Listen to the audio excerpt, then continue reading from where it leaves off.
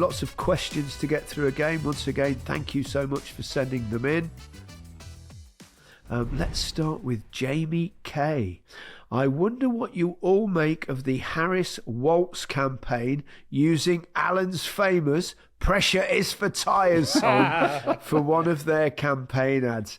Branching out across the water, lads? For those that don't know, it was put out on social media. I think TikTok was the actual place it was put out. By actually genuinely, the Harris Waltz campaign. So Kamala Harris in a thing, and it was your voice and everything, Alan. I mean, she must have loved the co-coms, eh? Yeah, she likes a bit of Geordie, apparently. As well. You get paid for that, Alan? I mean, are you... I mean, did they ask you permission? Or? No permission was granted. They'd never asked. No, I mean, I found out about it. And, of course, we did it on Match of the Day on Saturday. I didn't even know we were going to do it. So that was a bit of a surprise for me, yeah. Rich and myself kept that from you. We kept that from you all day. It was different. Even in rehearsals, because I know sometimes the monitors will go up where you're doing an analysis. So with Finchy, the producer, and Rich, the editor, we were very, very keen for you not to know that. Particularly then when we said we needed a bit of balance, so we put a Donald Trump wig on you. How does it go though, Alan? Pressure! What pressure? Pressure's for tyres! They don't feel it, these boys! Saka! Palmer! Tony, this is a different generation! That was so good. Oh, that's one of the great lines, that is. It's unbelievable. It's like they should have got you to reword it with some of the senators in America or something, but it was like Saka and all this. I'm just so mad. Just so mad. I didn't know anything about it. You'll be asked to do all sorts of things over there in America now. Voiceovers. I hope not. No. Right, Albert. Albert asks, how much do you think the team a player plays for impacts their greatness? Would Messi still have been Messi had he not played for such a strong Barcelona side? As a Tottenham fan, sometimes I wonder if Son and Kane would be remembered as far greater than they were had they moved on far earlier. The thing is, the great players, the really great players, will end up at the really great football clubs, generally, if they want to. Because Messi, even if Messi hadn't have come through La Masia, the academy at Barcelona, from a youngster when he's brought over from Argentina when he was a young teenager, somebody like that is so good. He would have it was an eventuality that he would either end up at Barcelona or he would have been Real Madrid. I would imagine one of those two in that particular era, because that's where the great players end up. So he would have got in any team with his ability. Yeah. It's like someone saying, would a great from 30, 40 years ago be a great now? Yeah, you would. There would be, absolutely. It's a similar sort of thing. He would have found a way to be great in any team. Yeah. It's the other thing as well. I was thinking when they talk about the great managers, someone like Pep Guardiola, and they'll say, well, yeah, but could he do it now in the Championship or something like that? Could it? But the thing is, he's gone past that, because he did it with Barcelona B, he did it in the thing, and he was very successful. That's how they end up being the coach at Barcelona and being the coach in charge of great players. They will end up there anyway. Agree, Micah? Yeah, I would agree with that. Yeah. But I do think some clubs help. So like Alan's career, for example, he stayed at Newcastle, still scored loads of goals. So probably he's classed as a great player, Alan, but he probably would even greater if he would have 5 Champions Leagues too. But it was harder for him to do that, but he was still a great player. Do you know what I mean? Yeah, but I think, most players, they find their level, Micah.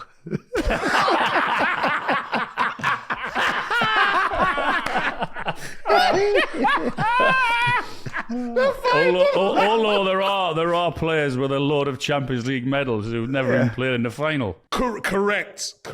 Who are not that great. So it's all part of it. Got a question here from The Spy Left Out in the Cold. That's quite a name. I'm not sure if you heard about the Canadian Dronegate scandal. That's why he's the spy that's left out in the cold. The Dronegate scandal, where the Canadian women's national team was caught flying a drone over their opponent's opposition's practice in order to gather information on set pieces, penalty kicks, etc. As it turns out, some players and pundits have said that spying on the opposition is far more commonplace than you would think. In your careers, were you ever aware of clubs using spying as a method of preparing for matches? Certainly not in my time. Well, drones weren't about in your time. What are they about? That's also a very valid point. Neither your time.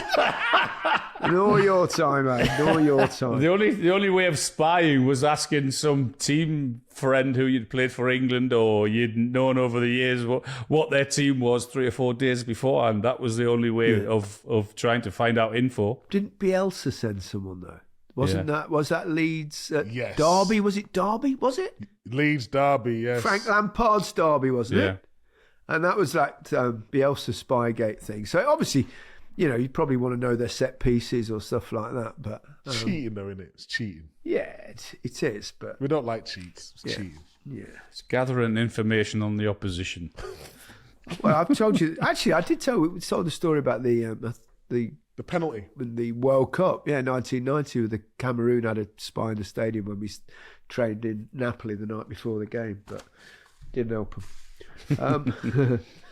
Dan Barnes, when a new manager comes in, does he discuss with the players what went wrong with the previous manager and why they lost the dressing room? I don't think so. Actually, Bobby Robson got, as soon as he came in, he got all the senior players in as a group and individually and spoke to say, well, what do you think? Why did it go wrong? What do you think we can do? He just wanted to gather everyone's opinion. Then, I mean, obviously he makes his own mind up and does what he wants to do. But I guess he just wanted as much information as possible as to what's gone on. No, there's no managers coming in slagging off of the managers. It's just like I think he's more trying to get a bit of information like Bobby Robson. Yeah. Rather, they're not going to come in and go, Pep Guardiola, he's useless, wasn't he? Or anything. Then no, I wouldn't have thought so. Christopher Spencer.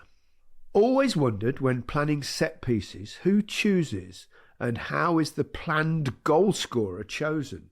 To a non-playing football fan, it seems like the manager-coach would be basically choosing who scores. Well, I think something like corners, you pick out someone like Gabriel at Arsenal, for example. He's the prime target because he's brilliantly aggressive at heading a football. So correct, yeah. So you play to your individual strengths, absolutely, yeah. Mancini did something where we all on set pieces.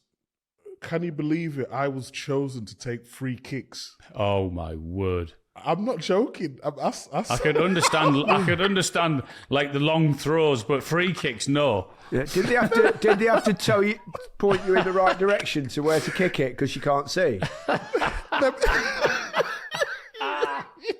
What kind of free kicks? One's on the edge of the box or long range? Indirect ones. You know, with a little pass to the side and then the player used to go whack. Oh, you used to knock it 1 yard. Were you that man? Were you the little flick?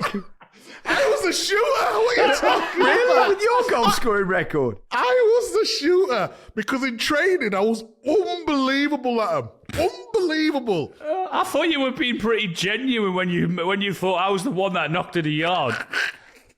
Do you ever score one, Micah? No, I never.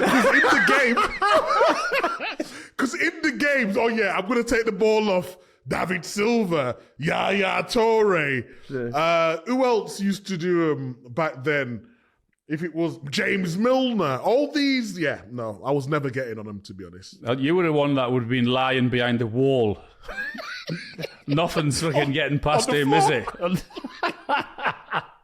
You can imagine how, can't you? I'm taking every free kick.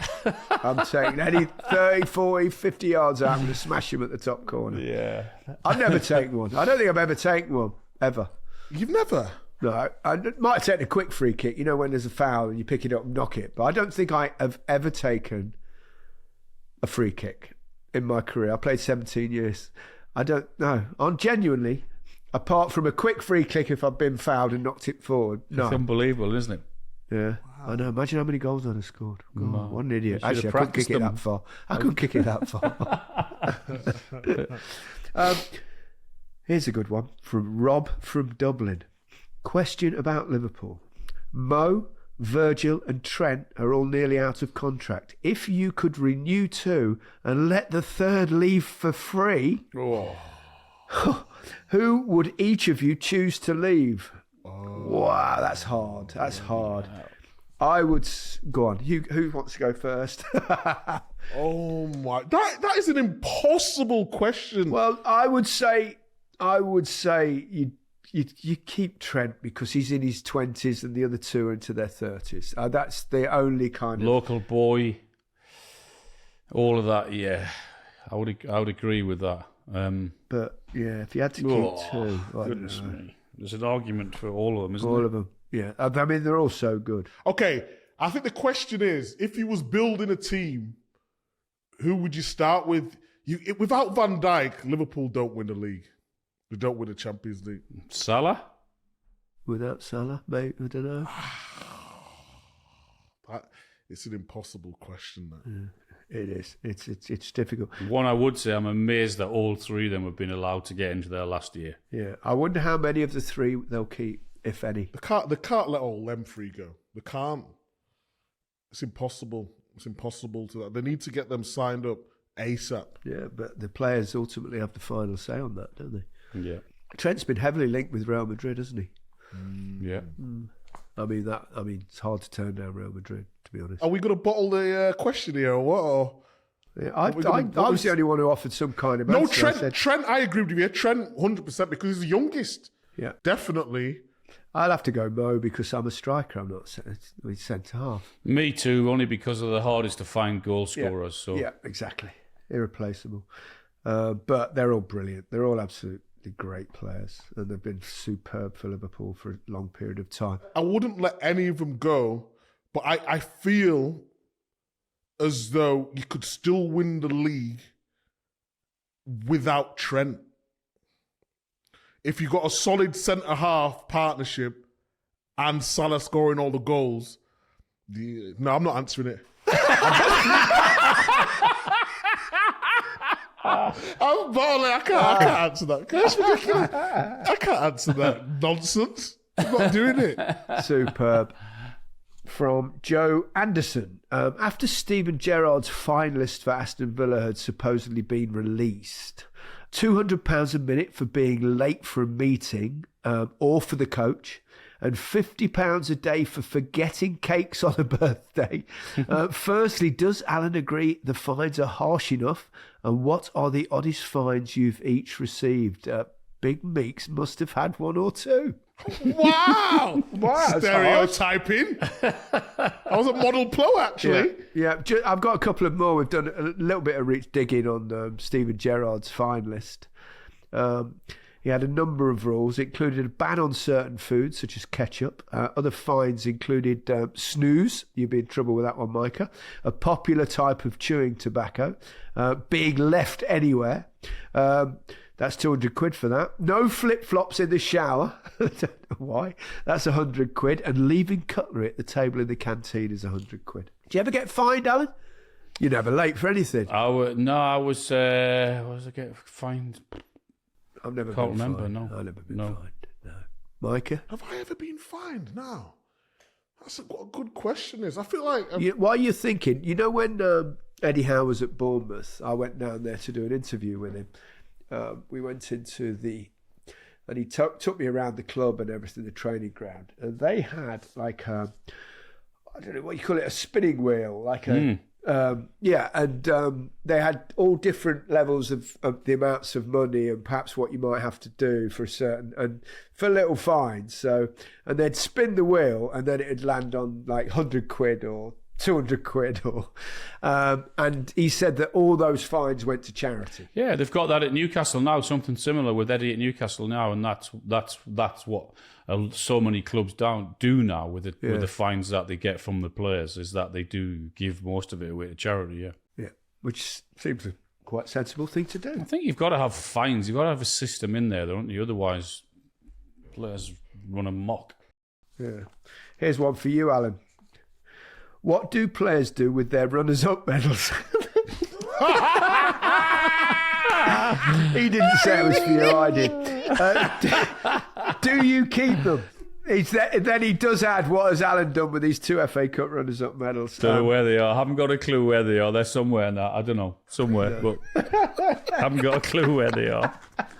Cheeky sod. That's definitely a Sunderland fan, isn't it? Yeah, probably. We've got another Liverpool fan, very popular this week. Louis Burden. As a Liverpool fan, I remember growing up watching Michael Owen burst onto the scene, similar to a young Micah Richards did a few years later. Could you both share your opinions on how good a footballer and striker Michael actually was, and does he rank up there with the top strikers in Premier League history? Now, I know you love Michael a lot, so I'll leave this one with you, Alan. Hey, I'm never ever against his ability. I played with him, remember, Argentina game when he scored that goal. I know. Bloody hell, man. I mean, as a young striker, I mean, Look at Richard. Look at him. He's starting sweating. Come on now. Talk us through you, mate. Come on. What? Michael Owen, come on. What do you want me to say? How good was he? He was a brilliant centre forward, yeah.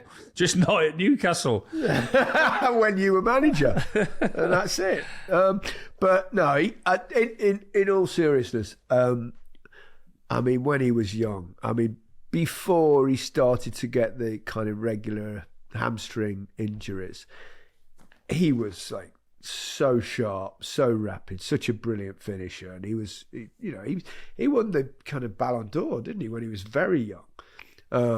He was an extraordinary talented striker, but hamstrings and kind of, I mean, he was still all right. He still scored lots of goals after that, but he was never quite the same. But those early years, I remember watching we were at the cup final against Arsenal, and Arsenal had kind of battered them a little bit, really. And then suddenly, out of nowhere, Michael scores 2 goals. And the second one, particularly, the speed and the finish was a thing of beauty. I think a lot of thing about Michael, though, yes, he was quick and he could finish, but his movement was devastating. He could just lose you in the box with a blink of an eye. He'd go one way to go.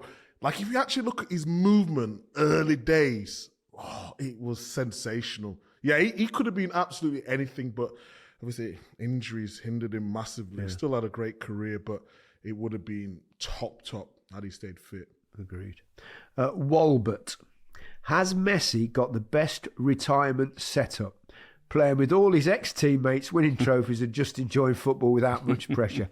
I was thinking that the other day. I'm thinking, God, if you could plan your kind of, that last little bit of your career, the twilight of your career, you go to Miami, in Florida, you get them to sign a few of your mates, you have a night out with Busquets. You have the odd night out with David Beckham as well.